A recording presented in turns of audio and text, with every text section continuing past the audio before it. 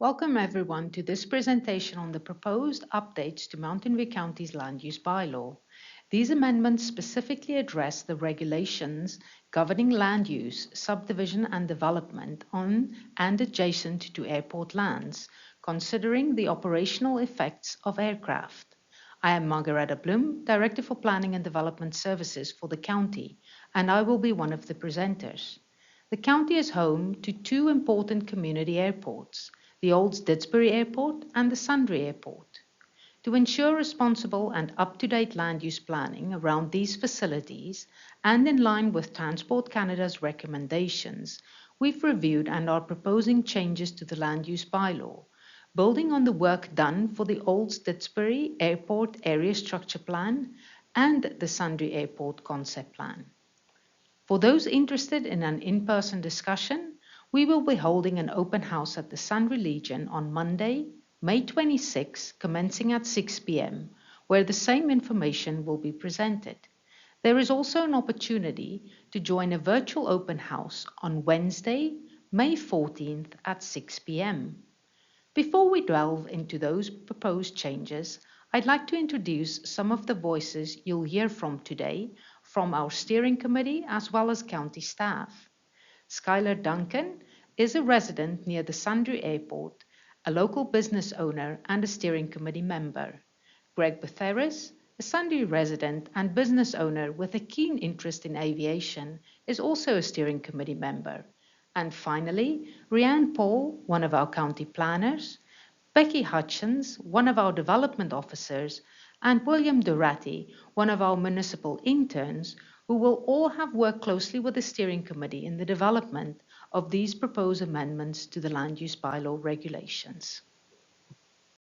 Just so that there is no confusion, we would like to clarify that there are two separate projects that are being presented as part of the upcoming open house.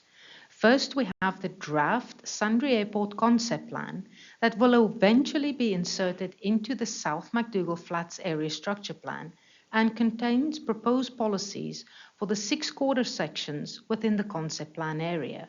Second, we will also be sharing the proposed changes to our land use bylaw. These changes specifically relate to regulations for lands within and surrounding the county airports. This is really about ensuring safety and sound planning around these important facilities, following the rules set out by Transport Canada.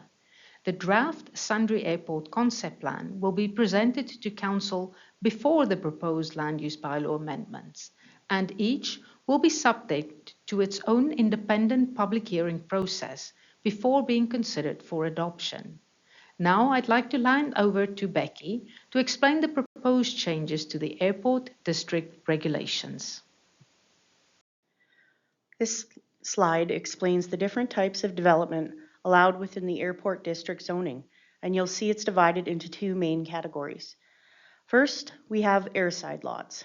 These are parcels with direct access to the airport's taxiways and runways and are intended for aviation-related uses only. Second, we have groundside lots. These parcels do not have direct access to the taxiways or runways and can accommodate either aviation-related or non-aviation-related uses.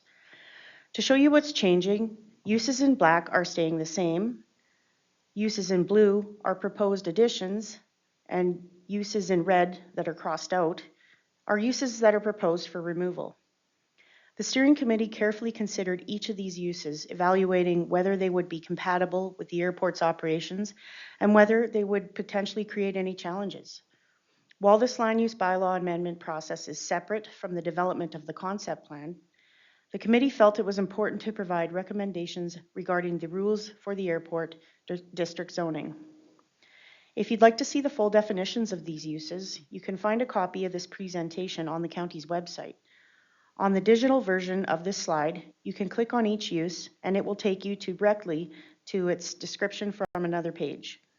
Now I'll hand it over to Greg to share some of the information currently within the land use bylaw. The county's current land use bylaw includes two important maps related to the Sundry Airport, which were initially developed by the province when the airport was originally built. These are the height limitations map and the noise exposure projection map. However, the methods used to create these maps have advanced significantly since they were first produced. Therefore, it is necessary to have these maps updated to reflect current standards and to ensure that they are accurate and reliable for future planning and development decisions. William will now go over the technical maps that have been updated for the Sundre Airport.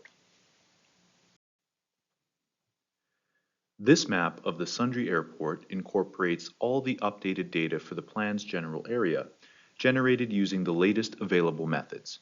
Let's break down the key components. First, you'll see the outer surface mapping, which is the outermost black circle. According to Transport Canada, this area is established to protect aircraft during circling, procedures, or maneuvering around the airport.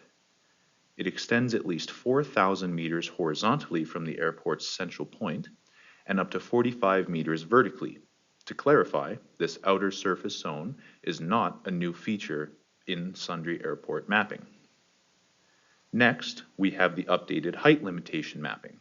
The purpose of this mapping is to show the maximum allowable height for any development that coincides with the airport's runways, both the primary and the secondary ones, to ensure the safety of aircraft both taking off and landing.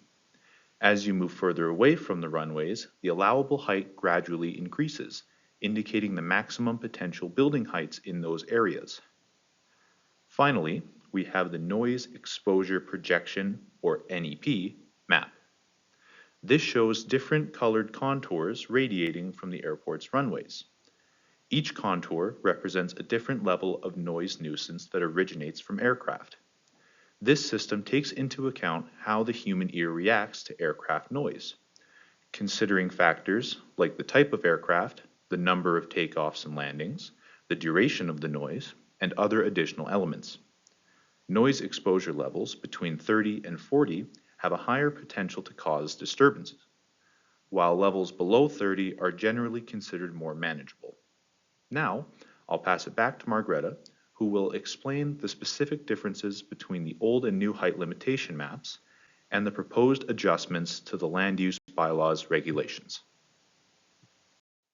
This slide outlines the proposed regulations for the outer surface area, which, as you recall, is the area within the black circle on the map. This zone is where you'll typically see aircraft maneuvering during takeoff or when preparing to land.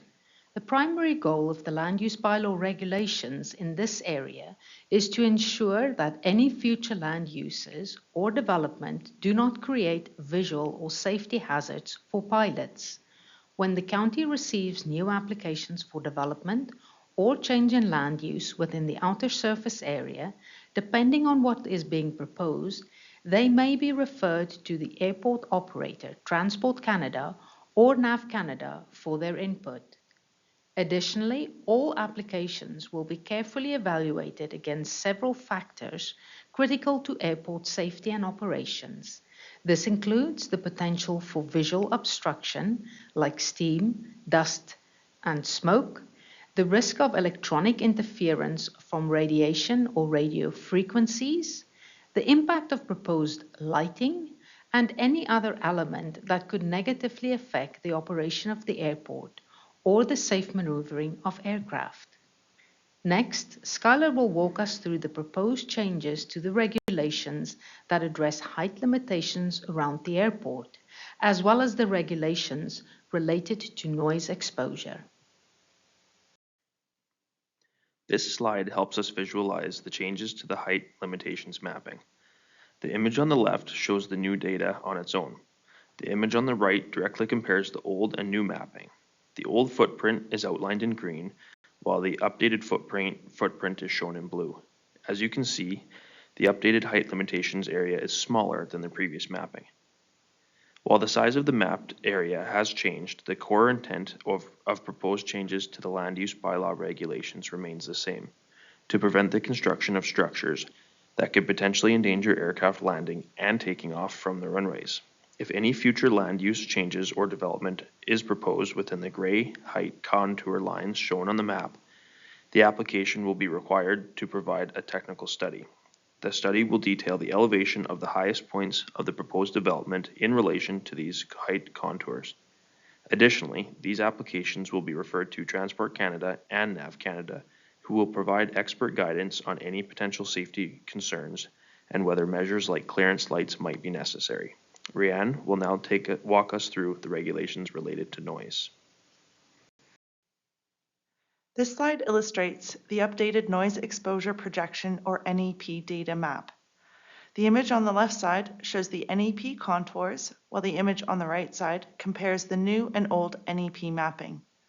The proposed land use bylaw regulations aim to minimize the impacts of aircraft noise by restricting the construction of new homes or the creation of new country residential lots in areas that experience the highest levels of noise disturbance.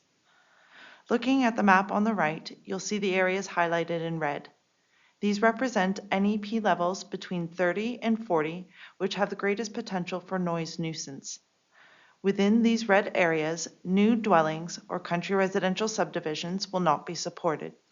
It's important to note that this restriction applies to lands that are closest to the runways. The areas highlighted in blue represent NEP levels between 25 and 30. While new dwellings may be permitted in these blue areas, due to the continued presence of some noise nuisance, new country residential subdivisions will also not be supported here. However, new homes within existing agricultural lands in the blue areas will be allowed, but they will be required to include acoustic insulation as part of their construction to help mitigate noise. Margareta will now share what the next steps will be for the amendments to the land use bylaw. This concludes our presentation on the proposed changes to the land use bylaw. It is important to remember that these bylaw changes are being handled separate from the Sundre Airport concept plan process, each having to go through their own individual public hearing process. We encourage you to share your thoughts by using the comment sheets available online. The deadline for submitting comments is June 10th. All feedback received will be reviewed by the steering committee, who may then make further changes or adjustments to the proposed land use bylaw aerodrome regulations. The proposed amendments will then be presented to County Council. This will include the first reading of the bylaw and the scheduling of a public hearing. The date of the public hearing will be advertised in the local newspaper and on the county's website. All landowners are welcome to provide written comments for the council agenda and speak directly to council during the public hearing. Following the public hearing, council will make the decision on the bylaw, which may include further changes before final approval of the land use bylaw amendments.